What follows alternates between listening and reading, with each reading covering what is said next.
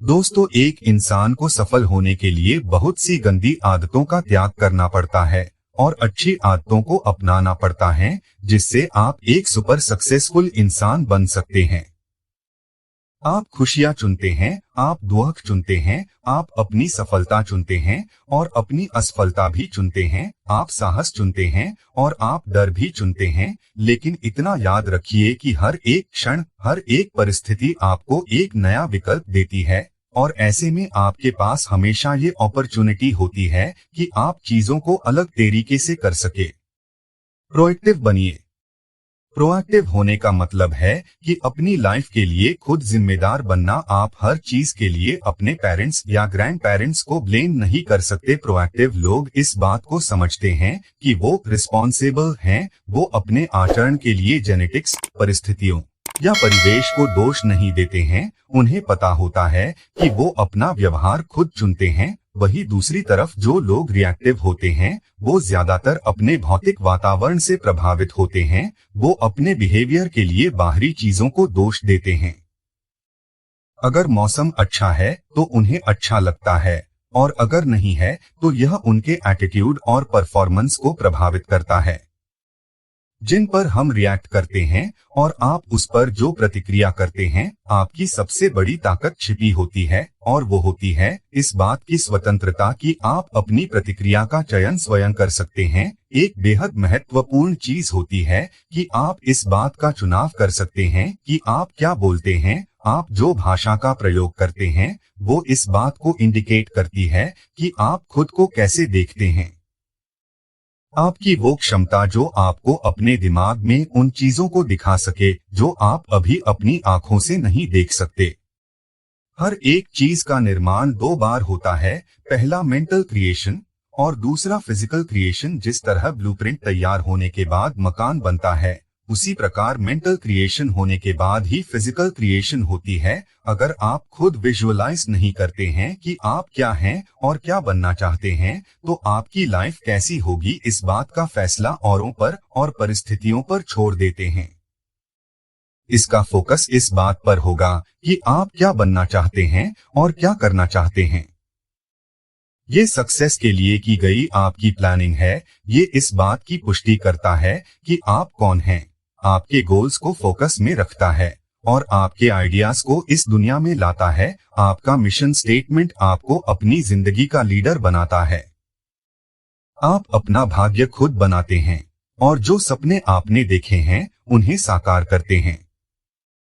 एक balanced life जीने के लिए आपको इस बात को समझना होगा कि आप इस जिंदगी में हर एक चीज नहीं कर सकते। खुद को अपनी क्षमता से अधिक कामों में व्यस्त करने की जरूरत नहीं है। जब जरूरी हो तो ना कहने में मत हिचकिए और फिर अपनी इंपॉर्टेंट प्रायोरिटीज पर फोकस कीजिए। लेकिन यह सिर्फ इतना ही नहीं है, लाइफ मैनेजमेंट के बारे में भी है।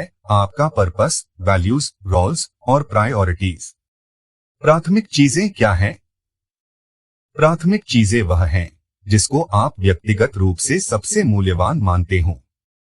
यदि आप प्राथमिक कार्यों को तरजीह देने का मतलब है कि आप अपना समय, अपनी ऊर्जा को अपने द्वारा सेट की गई प्रायोरिटीज पर लगा रहे हैं। हम में से ज्यादातर लोग अपना मूल्यांकन दूसरों से कंपैरिजन और कंपटीशन के आधार पर करते हैं।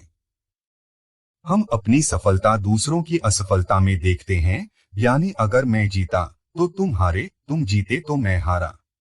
इस तरह लाइफ एक जीरो सम गेम बन जाती है। मानो एक ही रोटी हो और अगर दूसरा बड़ा हिस्सा ले लेता है तो मुझे कम मिलेगा और मेरी कोशिश होगी कि दूसरा अधिक ना पाए। हम सभी ये गेम खेलते हैं, लेकिन आप ही सोचिए कि इसमें कितना मजा है। जिंदगी को कोऑपरेशन की तरह देखती है, कंपटीशन की तरह नहीं। दिल और दिमाग की ऐसी स्थिति है जो हमें लगातार सभी का हित सोचने के लिए प्रेरित करती है। ऐसे समझौते और समाधान जो सभी के लिए लाभप्रद और संतोषजनक हैं।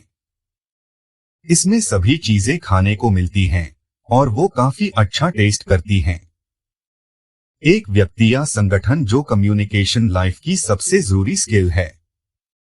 आप अपने कई साल पढ़ना, लिखना और बोलना सीखने में लगा देते हैं, लेकिन सुनने का क्या है? आपको ऐसी कौन सी ट्रेनिंग मिली है जो आपको दूसरों को सुनना सिखाती है ताकि आप सामने वाले को सचमुच अच्छे से समझ सकें? शायद कोई नहीं। क्यों? तालमेल बैठाना। सरल शब्दों में समझें तो दो दिमाग एक से बेहतर हैं। सिनर्जाइज करने का अर्थ है रचनात्मक सहयोग देना। यह टीम वर्क है। यह खुले दिमाग से पुरानी समस्याओं के नए निदान ढूंढना है। पर यह यूं ही बस अपने आप ही नहीं हो जाता। यह एक प्रोसेस है और उसी प्रोसेस से लोग अपने एक्सपीरियंस और एक्सपर्टीज को उपयोग में ला पाते हैं। अकेले की अपेक्षा वो एक साथ कहीं अच्छा रिजल्ट दे पाते हैं। सिनर्जी से हम एक साथ ऐसा बहुत कुछ खोज पाते हैं जो हमारे अकेले खोजने पर शायद ही कभी मिलता। जब लोग आपस में ईमानदारी से इंटरैक्ट करने लगते हैं और एक दूसरे से प्रभावित होने के लिए खुले होते हैं, तब उन्हें नई जानकारियां मिलना प्रारंभ हो जाती हैं। आपस में मतभेद नए तरीकों के आविष्कार की क्षमता कई गुना बढ़ा देते हैं।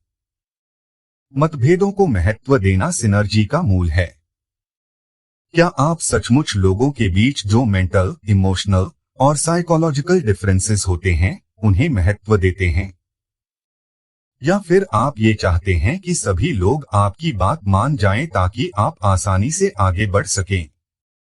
कई लोग एकरूपता को एकता समझ लेते हैं।